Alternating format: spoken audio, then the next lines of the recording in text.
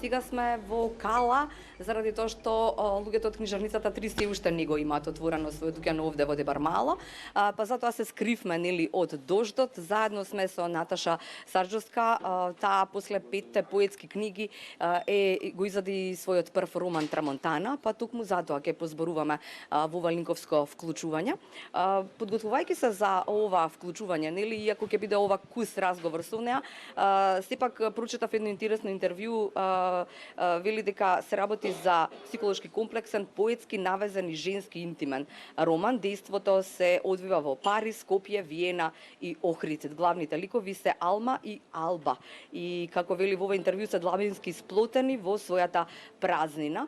Сега кога сме кај тоа, кога сме кај празнината и кога сме кај Наташа Сарджовска, авторката на овој роман, вели таа започнува со мислата на Жоан Маргарит и вели и раната е место каде може да се живее, токму оттаму и го започнуваме овој разговор. Наташа, дали ова беше главната водилка во создавањето на овој роман? И навистина и раната ли е место каде што може да се живее? Да, јас мислам со овој роман жилбата ми беше да покажам дека и малите луѓе, и невидливите луѓе, и несреќните, скршените луѓе имаат своја слобода, имаат своја приказна која што на поинаков начин се засведочува, начин поинаков од оној на кој што сме сите научени дека треба да бидеме среќни, успешни и исполнети, а доколку се соочиме со некакви внатрешни празнини амбиции, веднаш не фаќа паника, не фаќа страв. И така како што спомнавте, Алма и Алба се две различни жени, едната е македонка, другата е французинка, кои што на различен начин имаат искуство со тој празен живот, нели, немање сопруг, немање дете, немање насока, немање никаква цел во животот, и сакав со тој чин да ги соочам читателите дека тој вид на жени секој на различен начин е распнат со таа внатрешна потрага по слободата. Алма од една страна е богата буржујка која што работи во Обединетите нации, но сепак живее паралелен двоен живот со разни сексуални авантури.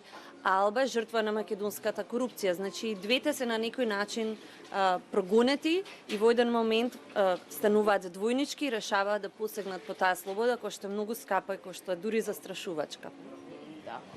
Дали сте задоволни еве неколку месеци по промоцијата на книгата, како оди продажбата? Дали после поетските збирки ваши првиот роман беше едно ново искуство за Наташа? Да, јас мојата издавачка Куќа 3 навистина е огромен соучесник во успехот на овој роман.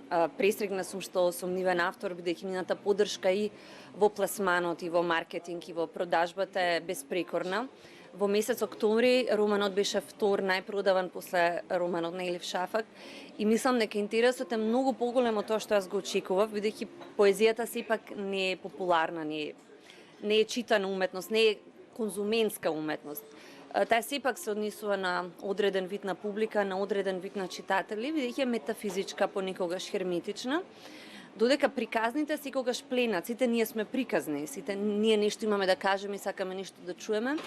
И оттаму прозниот јазик, романот, укажуваат на поголема емпатија со читателот. И оттаму мислам дека писателот е поголем психолог од поетот, кој што претежно обседнат со својот внатрешен живот. И нешто што никогаш не ми се случувало со поезијата е тоа што добивам пораки од читатели кои што лично не ги познавам од цела Македонија. Пораки кои што се полни со емоции, кои што буквално никогаш ми носат солзи во очите. Неодамна добив порака од една читателка која што вели дека овој роман ги пополнил сите нејзини празнини, дека ја испразнил од сите оние непотребни содржини, и за мене тоа е поголема награда од која била награда, да.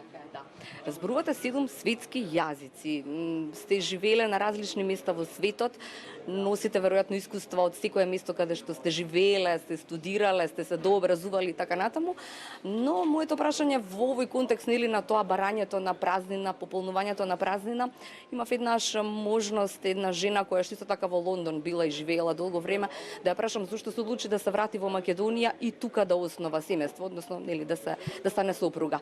И таа вели, па не знам како да објаснам, освен да ти кажам дека те сакам на македонски најубаво звучи. Да, многу убава приказна. Предпоставам вашето прашање зошто сум се вратила Не тука. само тоа, него мајчиниот јазик, мајчин или најјазик ви е македонскиот сепак и покрај 7 јазици. Не, да бидам искрена, после долги години живење во Европа, живеев 12 години Париз, Штутгарт, Милано, Брисел, се јавува една чудна дистанца од мајчиниот јазик и вашиот јазик, мајчин јазик станува еден хибриден јазик кој што вие го преведувате на јазичните структури на јазиците кои што ги говорите. И оттаму ми се случуваше кога доаѓав за празници да го видам моето семејство, моите родители во Македонија, да преведувам француски или италијански структури на македонски јазик кои што звучат доста неприкладно, не чудно, но се сеќавам на еден друг цитат сличен на овој вашиот од Славенка Дракулич, кој што вели дека мајчиниот јазик се како топлинки што ги ставаш кога одиш дома. Не мислам дека мојот мајчин јазик е мојата татковина, да го цитираме Блаже Конески. Мислам дека секој јазик со кој што работам, француски, италијански, шпански, ме изградил на некој начин како личност. Особено во тоа книжевно влијание, тие автори што сум ги читала, што сум ги преведувала, ми создале поинаков ракурс, поинаква гледна точка, а многу и влијале и на мојот книжевен јазик, на мојот книжевен израз. И тоа е огромно искуство и огромна свежина на духот. Се разбира, во антропологијата постои нешто што се вика културолошки шок од враќањето, така што тоа е непријатно секогаш искуство да се вратите дома. И сега кога ја споминавте антропологијата, тоа е моето никаде последно прашање, да речеме, да ги поканиме сите оние кои што Трамонтана не ја прочитале да ја прочитаат, ама најдов нешто и ќе ви спровоцирам на крајот, нели? Не знам дали ќе ви се допадне ова прашање, ама сега сме во преговори тоа како да го решиме спорот со Бугарија и така натаму и така наваму. Вие сте биле на места како велите каде што сте виделе луѓе кои што не се ни ваму ни таму, немаат ни своја земја, ни своја држава, не припаѓаат никаде. Кога ја кај антропологијата вели тоа е наука што се занимава со изучување на човештвото. Антропологијата е холистичка вели наука заради две причини. Таа се занимава со човечкото битие само по себе во различните периоди од неговиот развиток, најмногу учествувајќи тука нели во тие антрополошки изучувања се наоѓа концептот култура како и символите. И сега како еден антрополог ве прашувам, вие можете да му помогнете на спорот Македонија Бугарија, што би рекле вие? Не, тоа е, мислам, долгогодишен спор и јас не одбивам да коментирам, одбивам да се ограничувам на нешто што сега во последно време се нарекува идентитет. Во европската научна мисла одамна се надминати тие концепти на идентитет, после Бауман, после многу мислители научивме дека човечкото суштество е флуидно, пермеабилно, дека му влијаат многу фактори. Еден одмор во Барселона може да ве смени, а замислете па да сте живееле до овие години надвор. Ние сме како еден вид на храм, како една тула и секој елемент може да влијае на нашето постоење. За мене концептот на идентитет се заснова на основни постулати, датум, место на раѓање, име, презиме, но не мислам дека човекот може да се ограничи само на национални рамки. Не мислам дека човекот нужно треба да припаѓа на државата во која што е роден, а како антрополог сметам дека човечките можности се толку бесконечни, толку непредвидливи, толку неуморни, неисцрпни, што би било тажно и трагично да се етикетира еден човечки живот само со неколку лепенки.